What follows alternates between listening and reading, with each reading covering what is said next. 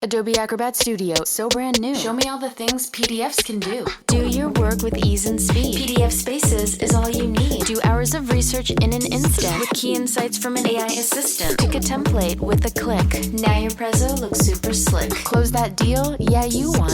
Do that, doing that, did that, done. Now you can do that with Acrobat. Now you can do that with the all-new Acrobat. It's time to do your best work with the all-new Adobe Acrobat Studio. John! What? Red 7! I don't know what Red 7 means. Hot route! I don't. What is hot route? Will you just go stand on the other side, please? Down! Come on! Ready! Down! Set! Hut! Hut! Hut! Hut! Hit me! Booyah! That's what we call a sacked lunch. Nom nom nom nom nom nom. It's time for the SoonerScoop.com postgame show presented by Eskridge Lexus in Oklahoma City. Eskridge Lexus is the official travel partner of SoonerScoop.com podcasts. Now, here's your road crew, Carey, Eddie, and Bob, wrapping up all the action and reaction from this week's game. All right, we are back. Unfortunately, for some of you, for others, this will be your therapy for the evening and the early morning on Sunday. I don't condone you skipping church, but if you have to skip church because you tied one on tonight, we would totally understand it. Eddie Radosevich, George Stoya, we are still staring at this mother effing field as we do the post-game podcast. And I don't think I could top Eddie's instant reaction open. The oh God was perfect, in my opinion. Yeah, it was another rough day at the Cotton Bowl for Oklahoma Jesus fans. Christ. It's starting to become a little bit. It's starting to piss me off a little bit to come down here and not even see him score a touchdown. I mean, it was bad. It was really, really bad. And for a quarter and a half, I thought they played really damn well. I thought, we'll get into everything tonight, but the bullshit at the end of the first half is terrible. Mind-numbing. I just don't understand. And so even if you're saying that you're just going to settle for a field goal, which I get, like, that's fine. I just think from a mentality standpoint, when you're up 6-3, you're basically telling your team that you're not going to try to make any mistakes. You're not playing to win the game. It's bullshit. And the Cubs just got beat. This is a bad day, folks. Do these windows open? Because if they do, I might just jump. I'm watching, so I have the game pulled up, and I'm watching the end of that half again. I just don't understand. There doesn't seem to be a whole lot of urgency on this. It's like they were definitely playing for just the field goal. Like Burks just gets the first down. There's a minute 27, clock's running. And they're just not even like what, like it was clear they're going for the field goal, and then they, for some reason, all of a sudden they're like, oh, well, let's call a timeout and take a shot to the end zone. That, to me, that moment, again, there we can get into the second half and how bad John Mateer was and the offense, and they've got so many issues, but that failure from a game management standpoint changed the entire course of the game. And even if it's like a field goal you get there, going in up 9-3, you feel a hell of a lot better where you're at than 6-3 and having just thrown an interception. Like Texas felt great going into half, and then they come out of halftime and they go on the 8-minute drive. Yeah, the thing at halftime, I thought, like walking up the tunnel and just kind of following the Texas players up the ramp or the tunnel. It's one of those things that I think they felt like they kind of got away with something scot-free a little bit, just because you're down 6-3 at halftime after forcing 2 turnovers. I mean, I don't know. It was a befuddling day, but at the same time, should we be surprised? Like, this is an offense that's had problems this year. They obviously, like the Mateer stuff that we'll get into, it's concerning. It is, and it's the same shit, different day. It's the offensive line. Look, they've been better pass blocking this year. They are worse running the ball this year than they were a year ago. That's saying a lot because they were terrible. They ran for 3.9 yards per rush a year ago. They're down to 3.5 this year. And guys, I don't think Torrey Blaylock is a terrible running back. He just has nowhere to run. And you had a penalty today by a tight end that wiped out a 33-yard run by Mateer. When it's still a one-score game, yeah, too. When it's still a early one-score fourth game. quarter, you never know. I mean, and it's not just the offensive line; it is the tight ends. And I asked Ben Arbuckle after the game, like, as an offensive coordinator, what do you do when you have these? I mean, everybody is going to talk about and have a say in John Mateer, and we're going to talk about, how ready he was to play this game, if he should have played this game. Not very. But there are a lot of other issues on this offense that we're glossing over if we get too fixated on John Mateer, which is being able to run the fucking football and also not getting penalties. I mean, this team looked so much like last year's team. The penalties, like the killer, 5 sacks today too. The Carson Kent one, killer. I mean, that was a 33-yard. Because they're going to go score and tie the game up in the fourth quarter if that penalty doesn't get called. And it was a good call. Like, Carson Kent held him. And that's another thing is, like, everybody wants to shit on the offensive line. I get it. Mateer played bad. Yeah. And I get it. All of that's accurate. The tight end room is abysmal. They're still very bad. They can't block worth a shit. They're terrible. And that's a big part of why they can't run the ball. You were in a big boy football game today. That's the thing that's disappointing about this is you were in a big boy football game. And it showed once again they're not anywhere close. They're not ready. They're not. I mean, I'm sitting here. I don't know what's going on with Auburn and Georgia right now. 13-10 Georgia. And I mean, they're getting ready to probably release a statement for not overturning a fumble at the goal line if they lose this game again. But, like, this is big boy football, and you're going to South Carolina. The gauntlet is ahead of you. It's not behind you. This was race number 1 in the gauntlet for the rest of the season. And you, for the most part, got smoked. I think that, like, that was the most concerning thing is, and we talked about this on all the shows this week. We talked about it on the Unofficial 40, just in terms of a team in Texas that was like 130th in penalty yards per game. Today, Oklahoma was the undisciplined team. Oklahoma was the team that couldn't get off the field on third down. Oklahoma was the team that couldn't bring down the quarterback in Arch Manning, who played very well, made some big throws in the third quarter on that 8-minute drive or the 6-minute drive.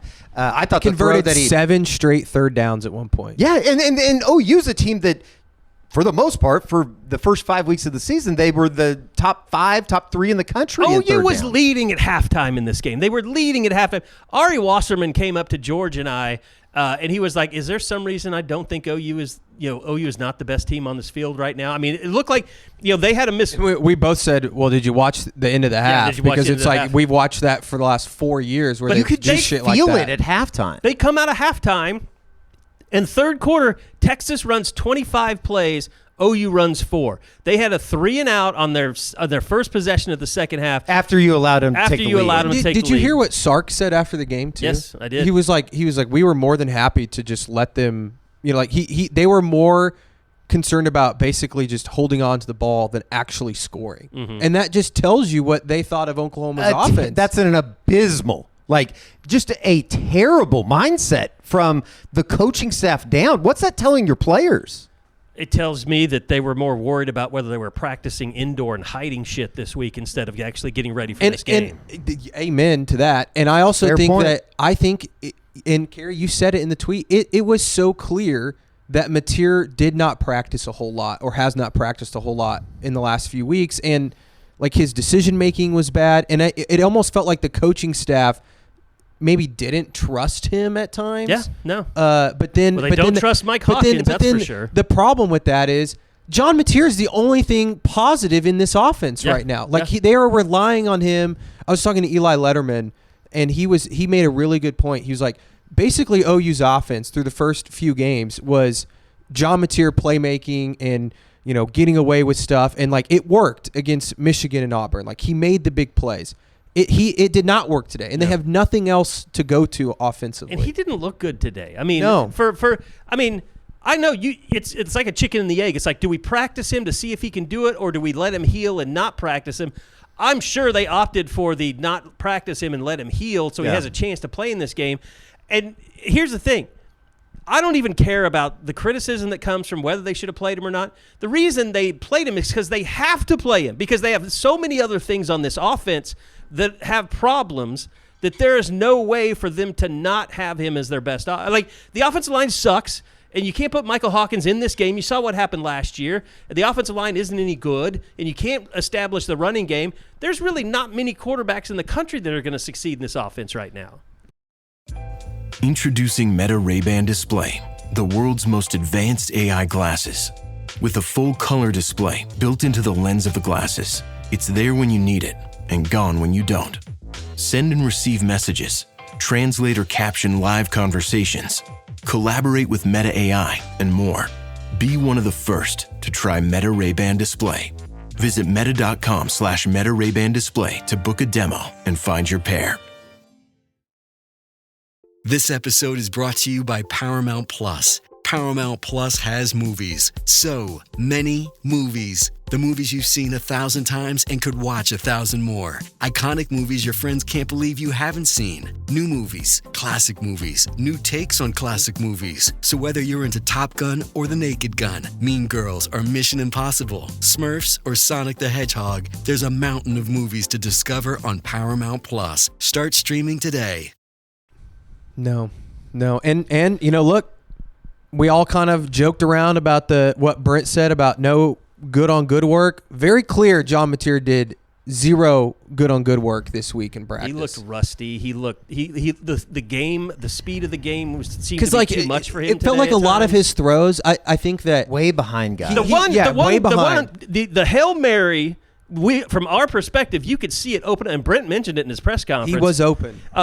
Deion Burks ran a seam down the middle of the field. He was between two safeties, and if there was a certain moment, like Mateer had to let the ball go, and it would have been a touchdown, and he waited until the safeties recovered, and then they were able to. They almost intercepted, and the throw was poor anyway. It was way left. Georgia just had a play to get down to the 1 yard line. They're up 13-10. No. Gets called back for a blindside block. They end up having to settle for a field goal, which they miss. So it's still 13-10. Auburn's getting the ball back. What were we talking about? The play before halftime. Oh, yeah. And how that was indicative of. But they bungled it from the beginning when they let 25 seconds run off the clock. And I'm sitting there getting video of the sideline because I was right down in the corner of the end zone there in the Texas end zone, and it looked. It just didn't look like anybody had an idea of, like, do we want to call a timeout? Like, Brent's just standing there. There was no plan. Well, I think they were trying to just basically sit on the clock and and run then it was out. like, wait a second, we could score a touchdown. Let's change up our thought here. And then it was. You got the ball back with 4 minutes left. Yeah. And you get out to, the 35, and then you decide to just sit on it? Coming out, where was the ball at when they came out of the 2-minute warning? 40. It was their own 45, and I just watched it. And Mateer ran for 10 yards. Yes, and then they went quick, and they got the first down to Burks, and then that's when they started just like not. They letting the clock They just ran. tick They away, ran the ball. They ran it with Torrey Blaylock and ran off like. They weren't showing 20, any urgency. Yeah, they ran off like 30 seconds, and that was when I was like, I think I said in the press, I was like, what are they doing? Yeah, I was about to say it. Go You said it score. first, yeah. Like go push the ball down the field. and like, you could, and again, like we're gonna harp on this, but you could just feel it. Like that was a moment that Texas was like, this was a bad half, but we're down 3, and we've already forced a couple turnovers. Like we're in really good shape. Yeah. And then the they second come half, out in the and second they just half, got their ass kicked. They got their ass handed to them. And that drive that began the third quarter, very impressive from Texas standpoint, just because R. Mason gets the sack at 2nd and 16. They get out of that. They're able to convert a third down, and then it just kind of was a steady trickle down. And I thought like some of the stuff that Texas did, going with no subs on offense, so OU couldn't sub. OU looked tired. Yeah, it was hot out there. They looked so tired, dog tired, especially some of the defensive linemen. And, the pressure that just was non-existent today, it seemed like, I don't know how many times they got back there. The tackling was poor. They had some pressures. I think Arch did a really good job of getting out of them and then making a play. And they also just didn't bring him down a couple times. The defense was not great today, but my God, they gave up 16 points. Like the offense, it's so fucking bad. It's just, and it's not as bad as it was last year, but it's the offensive line though. It's the offensive line. It's the offensive line. The tight ends haven't gotten any better. I mean, Jaron Kanek was bad today. Kanek was not good. Did not contribute. I mean, they tried to do some little. of the 2 tight end stuff with Caden Helms and Carson Kent. They can't block. They had no help there. The offensive line too is not only are they not good, none of them are healthy. You know, you've got Jacob Sexton and Jake Taylor and Logan Hallen. None of those guys are ever healthy, so you have no depth. So Derek Simmons goes down today, and you're playing Luke Baklenko, who's your like third string left tackle, having to play right tackle. But he's Daniel Akinkumi had to come in for a play today because they have no one else to play. Like, it's just it's the offensive line. It's odd to me. I mean, I don't want to blame it all on injuries, but it's odd to me that it is that position group over the last couple of years that continues to have issues with these injuries. I think one thing, I think Sark learned something from last week against Florida, and they were expecting OU to get pressure today, and they told their game plan was, if you get pressure, roll out. Get out of the pocket and make a play on the outside, and that's what he continued to do today. I mean, that was a big part of the third downs. I mean, they just had a plan, like, we're going to get pressure. We know it's going to come. Our offensive line's not great. OU, they don't seem to really have a plan to admit live with their faults or live with their mistakes. From a run game standpoint, I just you guys would be able to tell me better, and I guess I asked this, I think probably knowing the answer. Why are they so bad? It just seems like they have no push up front. I think they're just not very good. It's a lack of push. It's a lack of push, and then it's typically like one or two guys just getting beat. And often, I don't want to blame it all on the tight ends, but it is bad. Like, you literally cannot rely on any of the tight ends to make a block, and that's a problem. Right. Like, they're going to have to do something different, with their schemes. It's an eye opener. I mean, they played we didn't know about Michigan. Michigan's an okay team. Got their ass kicked today at the Mecca. They're not great. I mean, middle of the pack Big Ten. Middle of the pack Big Ten. I mean, they don't have any just great wins. I mean, we thought maybe some of them could be good wins, but this was a different type of team, a different level of team that they played today, and they just failed the test. We'll talk some more about that, but want to remind you guys, Eddie came up here. He had a late, last-minute car situation, so Ed Eskridge and the boys helped him out and got it. What kind of car did you drive up here today? Got the NX, big blue. I love that thing. It's a great car. So, I mean, Eskridge Lexus, our partners in travel, official travel partners. We want you guys to go check them out. If you're looking at any kind of luxury car, just a really good, reliable car, you really can't beat Lexus. Eddie and I have been driving them for years and years, and rarely have I ever had, I think one time I've had to call a tow truck, and that was like a throttle cable or something crazy. Anyway, Eskridge, I'm sorry, Ed, I'm pulling up my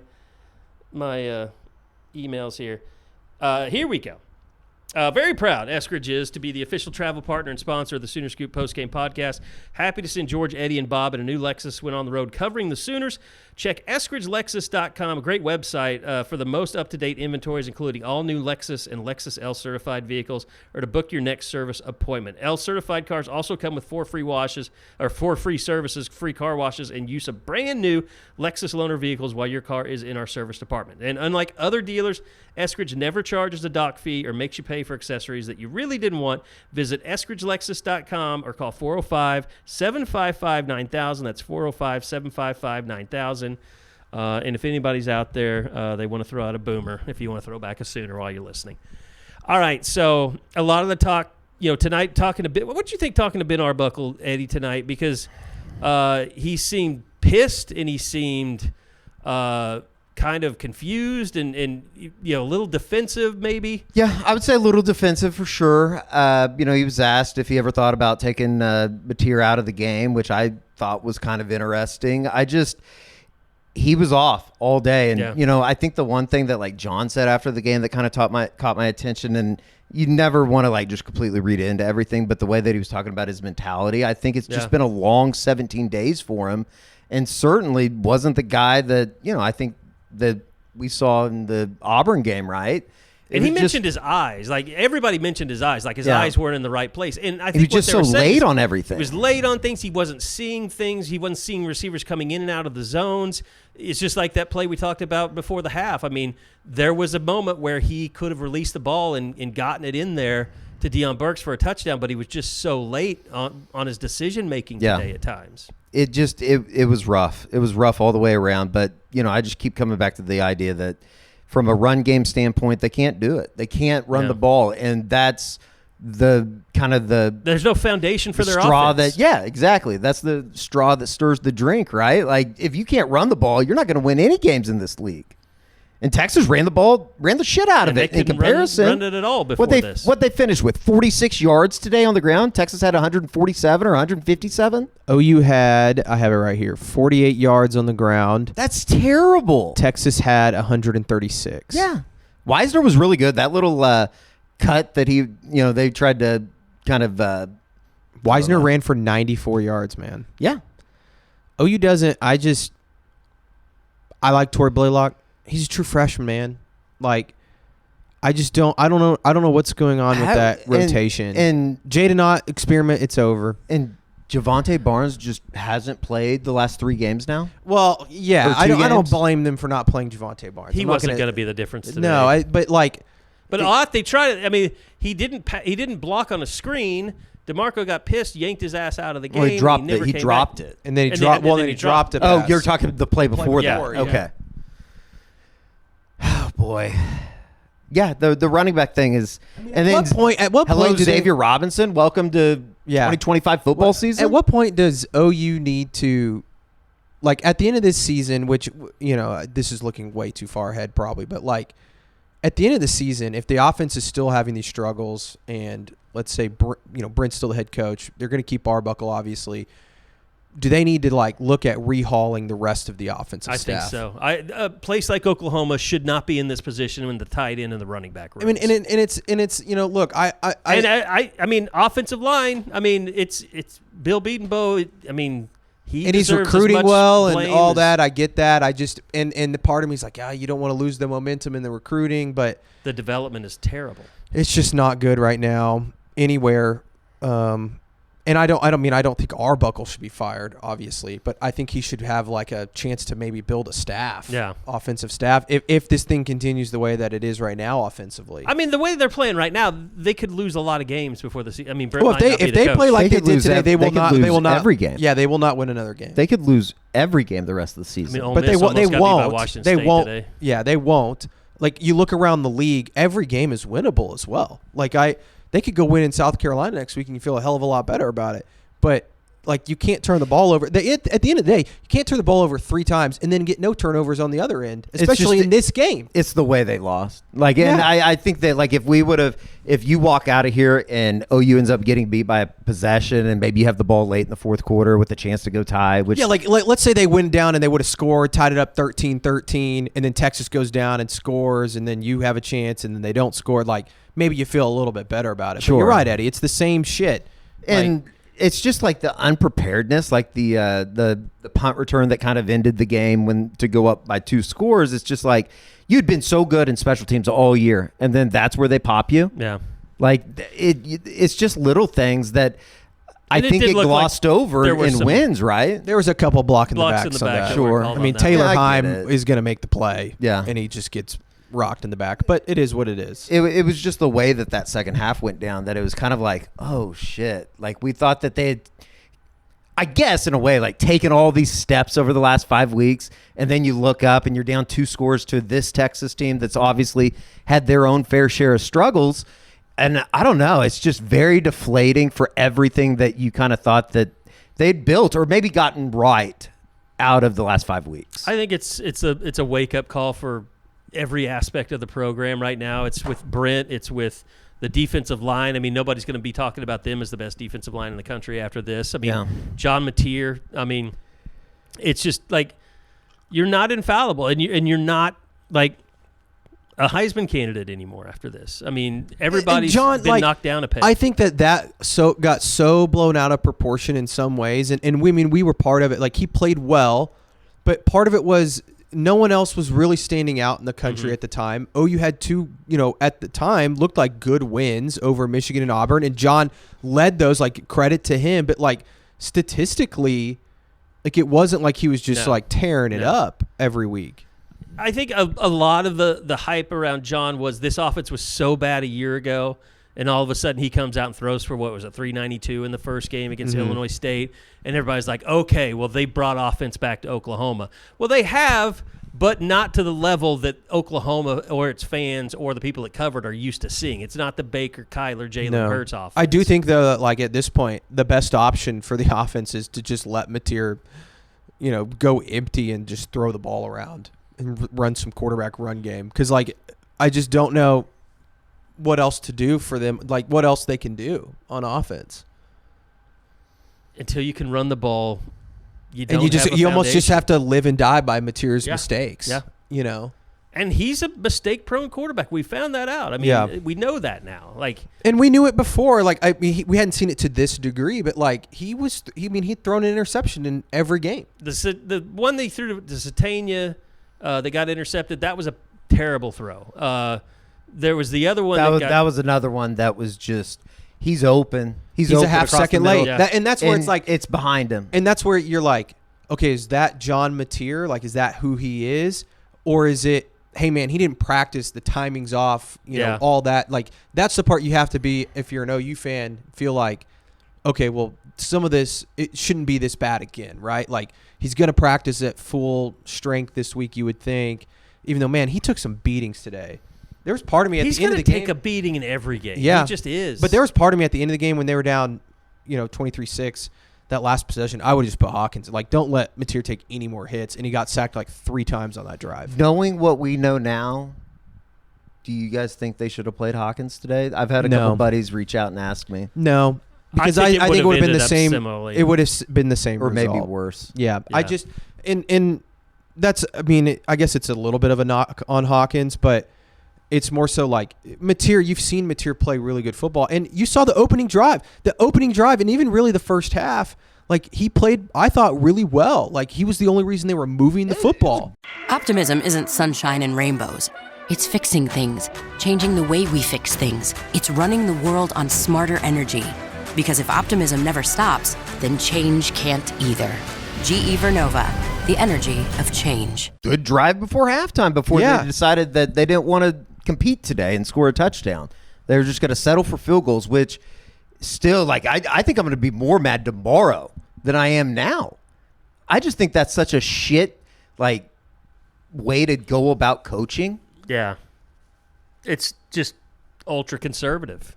Yes. That's what happens sometimes when you have a defensive head coach. I mean, I think you could say before, even though he started winning championships, like, I think Nick Saban was a little conservative. He didn't want to throw the ball around a lot. And that's my concern. We talked about this before the pod, Carey.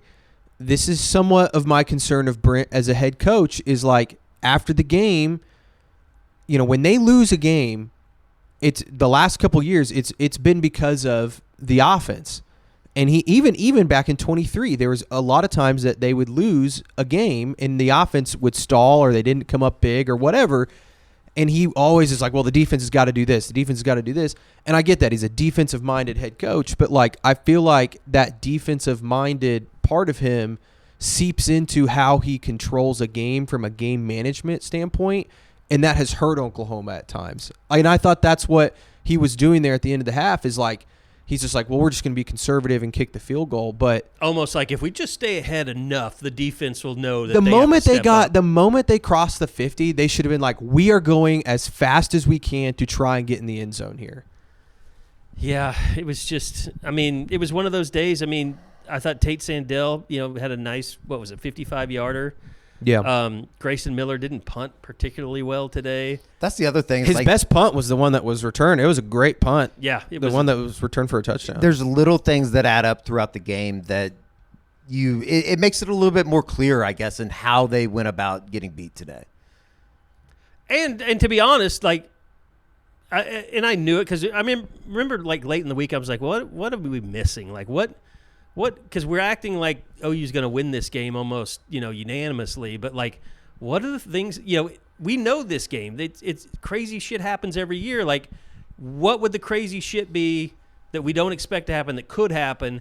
And the fact that most of these players on offense, including the quarterback, have never played in this game before today. Ben Arbuckle's never coached in this game before today. Like, talking to Kobe McKenzie last week, it was like, okay, he gets what it's like playing in this game. And a lot of these guys on defense get what it's like. But no one on that offense handled the swings today, the emotional swings. No. After halftime. Then I think the other thing we didn't predict is them just getting their ass kicked by Texas in the second. Yeah. I don't think any of us thought that was going to happen. And I think we've ignored the running game and how bad it really is. I don't know if we've ignored it. I think we thought they could overcome it. Yeah. Like we thought that material because might be true. Well, they're getting worse. Yeah. And they're obviously playing better defenses. They're playing better fronts, but they're getting worse at running the football. They had it's going the opposite direction. The game plan they had to rely on today was we're going to drop John Mateer back 40-plus times with a broken hand and hope he can deliver. Yeah.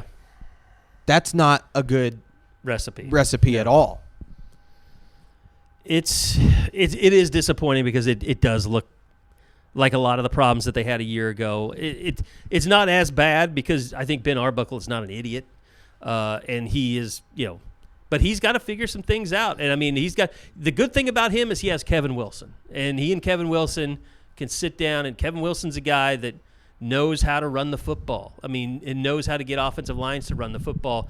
I'm sure, Gabe will probably talk a lot about schemes and what he thinks that they should be running, and I would trust, what he says, but that to me is kind of what they're going to have to do. They're going to have to go back to the drawing board and say, what can we execute with this offensive line? Well, and unfortunately, that's kind of shit that you need to be doing during a bye week and not having to worry about if your quarterback's going to have surgery. Yeah. But now you're in it. Like, we've talked about this gauntlet that's ahead, and you can go out to South Carolina and maybe right some wrongs.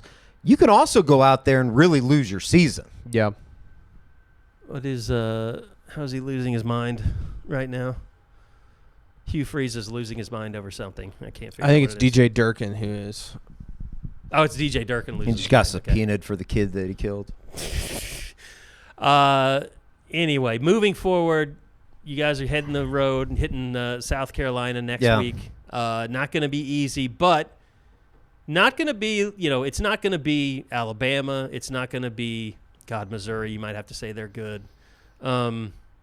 But it's not one of the tougher tests on the remaining slate. Playing pretty well right now down at Death Valley against LSU.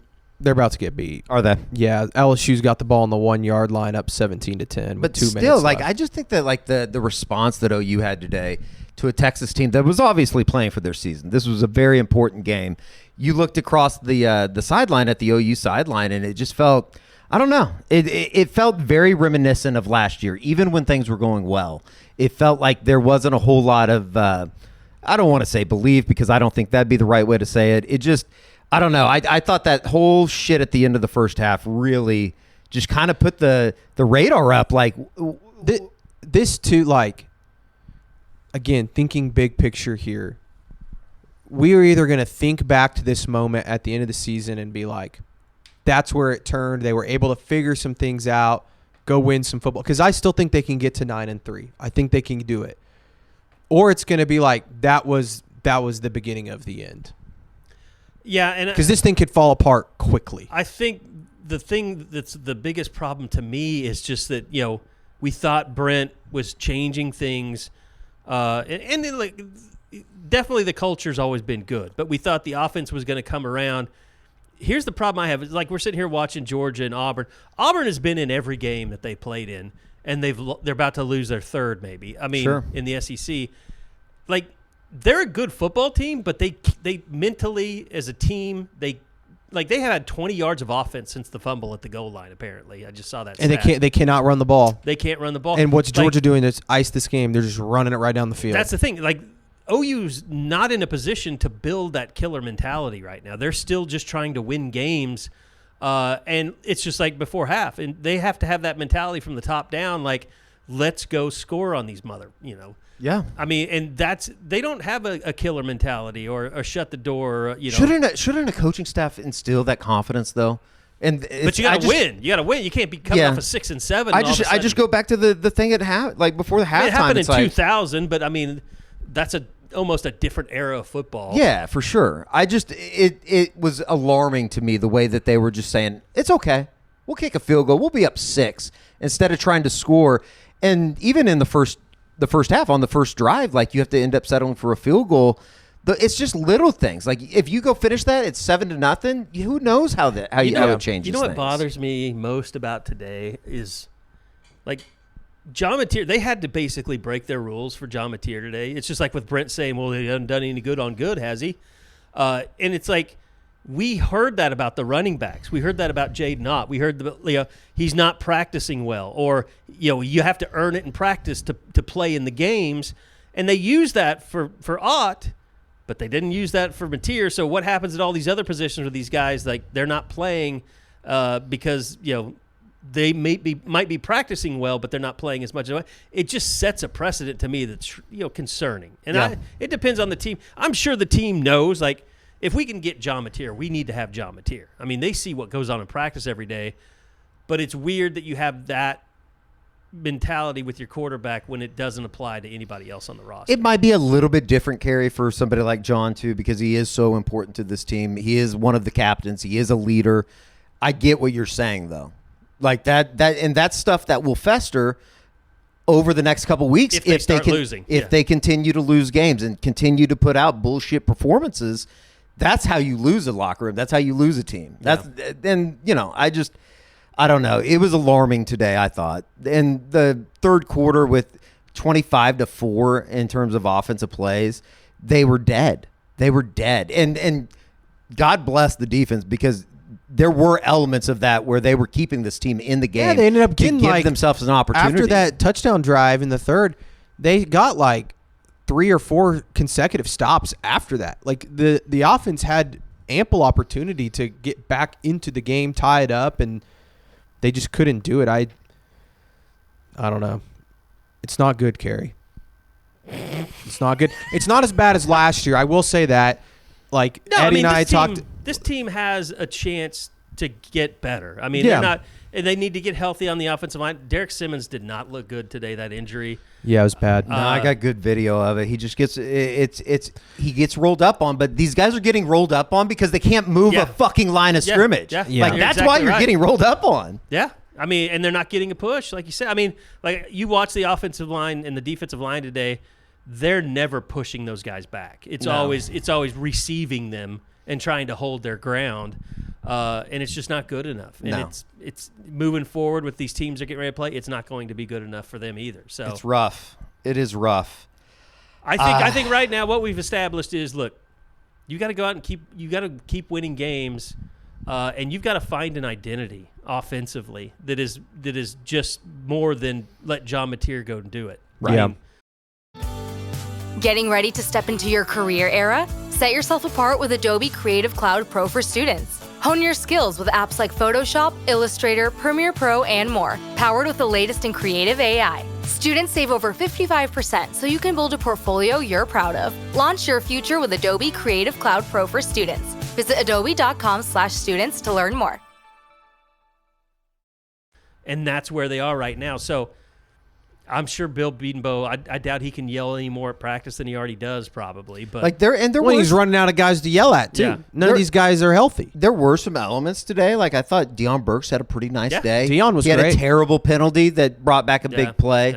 Yeah. But outside of that, Burks did.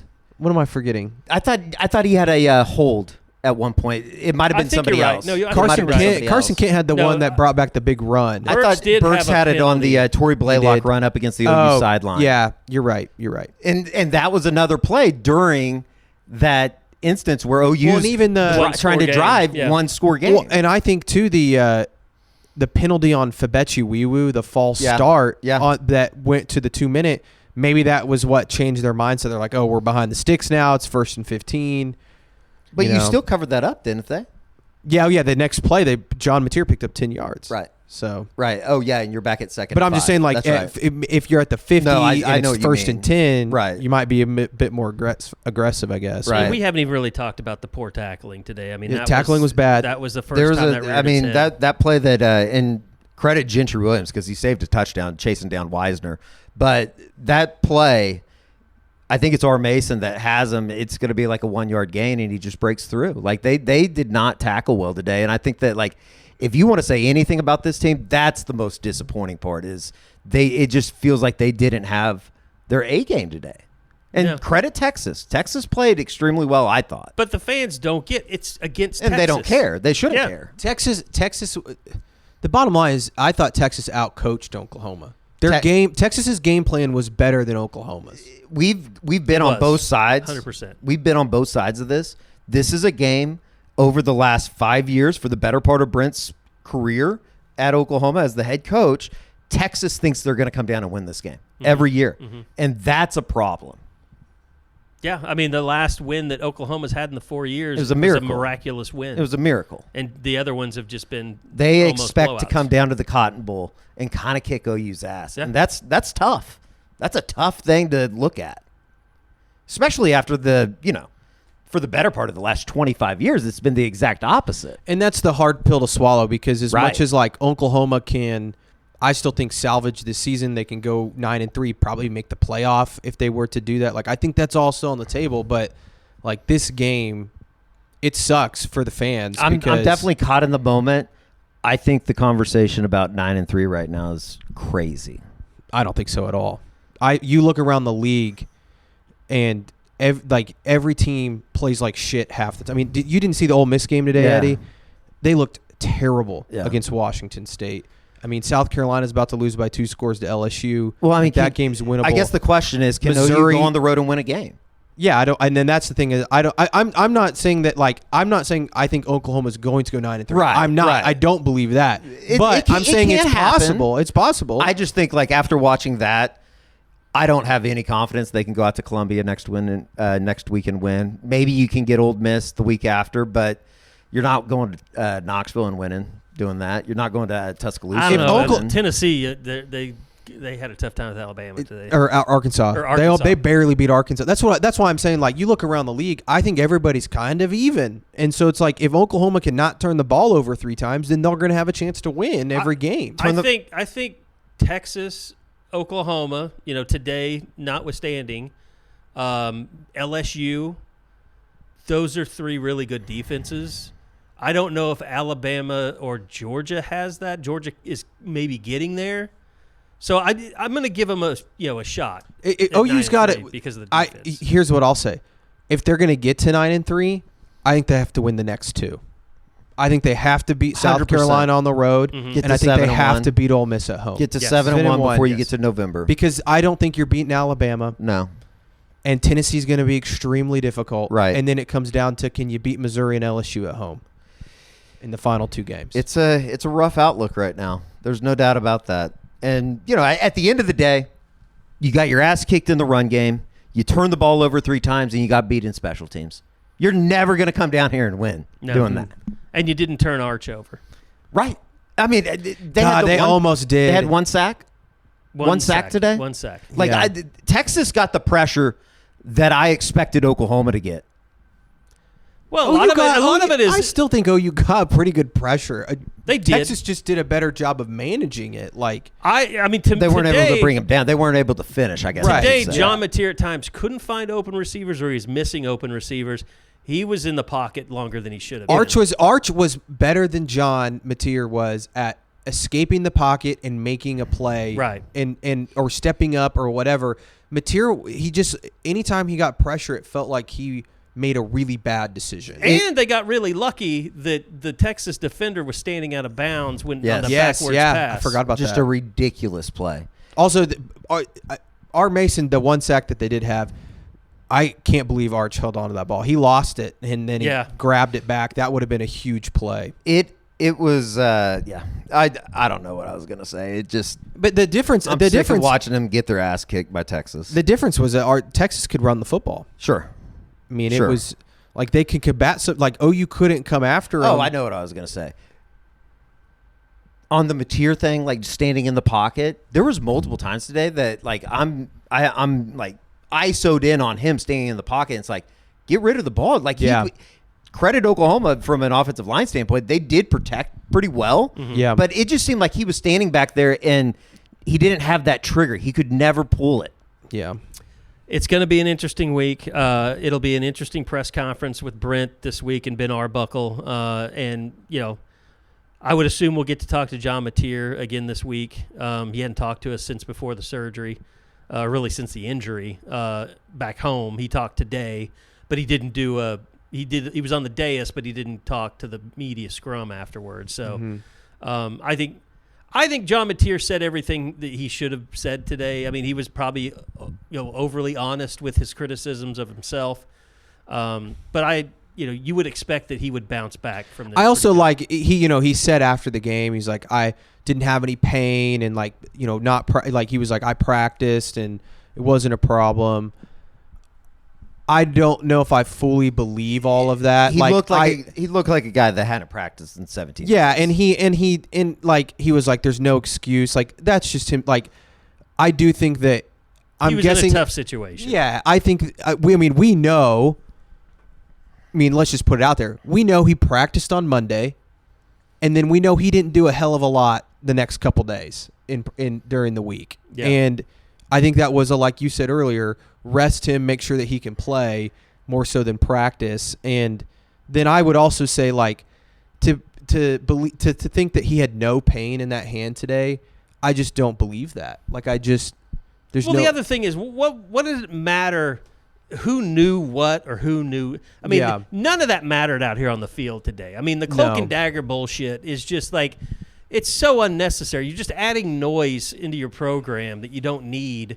They talk about the outside noise all the time. That's creating a lot of internal noise. Yeah. When you're practicing indoors and lying to people it became about a circus why you're doing it became a circus that it didn't need to be. Thanks, Eddie.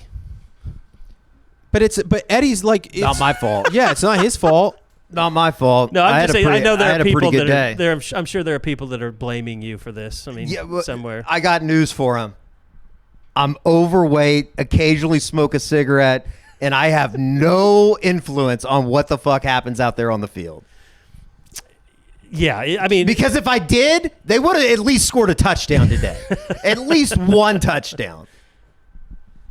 God damn it! I'm sick of coming down here. Do you think this might be a better question for Josh and the Game Day Rewind, but will they face a better defense this season? LSU maybe LSU.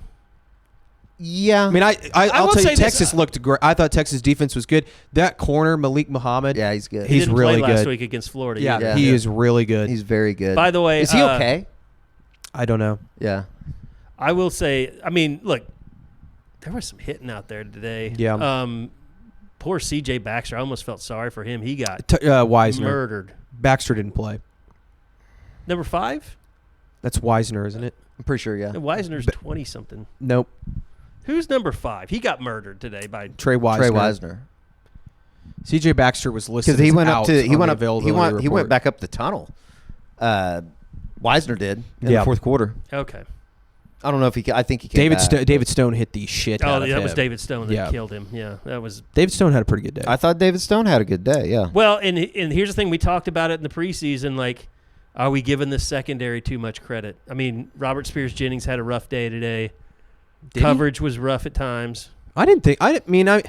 Arch made some great throws. I mean, I thought the corners played, I thought, pretty well. That throw on third down up against the Texas sideline. Sometimes you just got to tip your hat. That's one of the better throws that I've seen this year in college football. But, I mean, when he threw the pass out in the flats.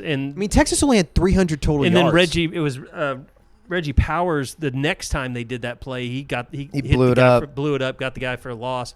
And they did have some negative, plays today. I mean, they had some plays. How many tackles for loss did OU end up with today? TFLs, let me see here. I think it's going to be a good number, not a great number. It just felt like they did come up with some plays behind the line of scrimmage. There were times when, they kept going backward. And when they did, though, it seemed like Texas, for the most part, got out of every one of those, even when they were behind the chains. Okay, here we go. TFL's 12. 12, yeah. Oh, you did? Yeah. I believe that. The OU defense for a played well. 40 yards and losses. The OU defense, I thought they played very good. You're not going to find me saying that the defense cost them the game. No. I mean, they lived on the field in the third quarter. Well, they were tired. They gave up the one long drive. Other than that, they were fantastic. Sure. The whole game. And they gave you opportunities. Yes. They gave the opportunity. OU has the ball on that 3rd and 2. Mateer breaks off the 33-yard run, It's a one-score game. All you got to do is score a touchdown. If I told you before the game that OU would hold Texas to 16 points offensively and 300 total yards, I think all of us would have been like, oh, OU wins the game. Yeah. And that John Mateer plays. There were 3 players with multiple tackles for loss. Kendall Daniels had 2. Taylor Wine had 3. Kobe McKenzie had 2. That was a hell of a play by Taylor Wine to Taylor get Wine. through 2 Taylor blocks Wine was maybe OU's best for player one of the tackles for loss there Yeah. in the third quarter. Look, you saw some good stuff, but it wasn't good enough. No. And in this league, you have to be better than this. That's just the thing. This team could probably go in and compete for a lot of conference championships, but not this league. And you can't make the big mistake. Yeah. Right? Like in this league, you cannot make the big mistake. And the big mistake, I thought, was the first half, into the first half, that 100%. You just can't do stuff like that. It'll bite you in the ass nine times out of 10. Are we good with Arbuckle's debut? Is it almost kind of like rough. an incomplete performance? Yeah, look, and I don't know all the ins and outs of it. I think I saw some people saying Mateer missed a lot of guys open today. I think he did. So felt like he did. Maybe it wasn't all Arbuckle. I do think he needs to sometimes stick to the run in some instances, but I also understand the thought process of can't run the ball, let's just throw it 50 times a game. So I don't know. It's like, do you want to spend the whole game behind the sticks? We'll run the ball a lot. Right, exactly. So it's like you want him to stick with it, but at the same time, I also get not trusting it at all. It was interesting because I thought some things popped wide open for Mateer in the run game, and of course, holding penalties kind of kept that from being a bigger factor. I think one thing we'll look back on, and this goes back to the beginning when I said, at the end of the year, they might need to rehaul the offensive staff. Maybe one of the bigger mistakes they made was not letting Arbuckle do that. Or I don't know if it wasn't them not letting him bring in it's just how much of a coaching tree does he why have? Didn't he get a chance to bring in a tight ends coach or a running backs coach, even an offensive line coach, all of that, how bad it was a year ago, that should have been valid to allow him to do that. You know what I mean? Well, we talk about, and everybody talks about Kuzieski, and you think, okay, well, this is a really good guy, and then you go out and watch Michael Hawkins throw sidearm for half a game, and you wonder how much. And I do think there was some has. of it is Arbuckle, when he was hired, believed in the staff that was already here. I don't think it was him I really want to bring in all these people. I think he genuinely did think, there's a pretty good staff here. Oh, you're going to let me join a staff that has Bill Bedenbaugh yes, and yeah, DeMarco Murray? But I'm thinking back, maybe what the smarter move would have been is to just say, we're starting completely over. Ben, we're going to hire you. You bring whoever you want to bring. I think if he's your offensive coordinator, and this is way in the future, at the end of the year, if you finish 9-3, maybe you make the playoffs, maybe you don't. I think you have to go to Ben and say, okay, you've spent a year with this coaching staff. Yeah. You assess where they are and where you need to get better. I think no matter what the record is, unless they were to go 11-1 or whatever, that's not going to happen. But whatever the record is, I think you have to allow Ben to do that after this year. Yeah, I agree. Hey, maybe next year they'll come down and score a touchdown. Hey, I will say, John Mateer might be back. I was going to say, if you want one positive, this continues. If you want one positive, I do think that today played a good part in next year in terms of getting John Mateer and Ben Arbuckle back for another year. What you saw on the field today is definitely not an NFL quarterback and a head coach. No. Go beat South Carolina. We'll start talking more in depth about positivity. And even if they go beat South Carolina, not all is fixed either. So no, but it'd be a good win. Can we say that? Yeah, you go win next week. It's any a good win bounce from here back. on in is a good win, especially on the road. Yeah. All right, that's going to do it. Thanks to Eskridge Lexus and EskridgeLexus.com for being our official travel partner. Eddie is going to be heading back tonight, I believe. I'd join you, but got to go see the parents tomorrow. We're gonna room swap. You're gonna take over the room. Are there 2 beds in it, or I'm sleeping in the same bed you slept in? It's the same bed, but I'm a clean person. I took a shower last night. All right, we'll see how this goes. Well, I'm not going to take out the bleach or the F-bombs because we're on the road, so I apologize if you have any kids that listen to this. But they heard the words from you today. I think if they were at the Cotton Bowl today, this is an amateur experience compared to what they probably went through this afternoon as OU struggled to move the ball up and down the field. All right, that's going to do it. We'll be back again next week. The boys will be in Columbia, South Carolina. And, boy, a lot to get to this week. The game day rewind should be a good one with Josh on Monday. And practice reports all this week as we're going to hear how the players are going to handle this loss moving forward. It was a rough one. 23-6, Texas wins it yet again. And the Sooners go home without the golden hat once again. That's going to do it. We'll see you here back here next week for another edition of the Eskridge Lexus Postgame Podcast on SoonerScoop.com.